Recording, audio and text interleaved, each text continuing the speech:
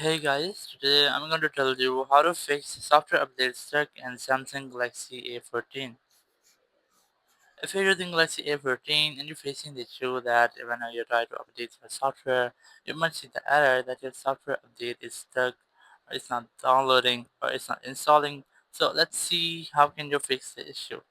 So the very first thing, if you might see that your update is stuck on downloading, so sometimes it might be a network issue, you can go to your Wi-Fi settings or you can go to your control center here. Make sure that you have a stable and a strongest network connection. You can also use your network for surfing, like for browsing, to check if your internet is working or not. So let's say I'm gonna open any random website from here to check if your internet is working well or not.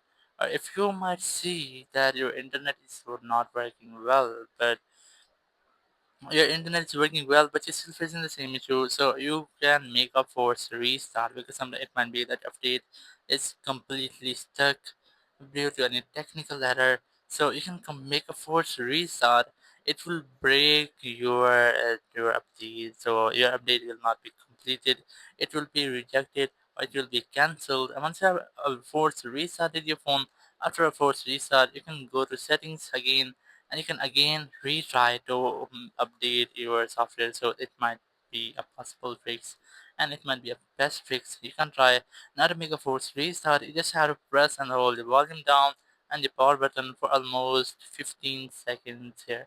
Let's try this. You have to press and hold your volume down and the power button, and you with the very first you might get a black screen here. Once you get a black screen, you just have to wait for Samsung logo and then your phone will restart it.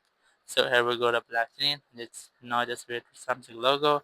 After Samsung logo, just release the buttons and wait for your phone until it's restart. So it will make a force to restart your phone. It might take longer than usual.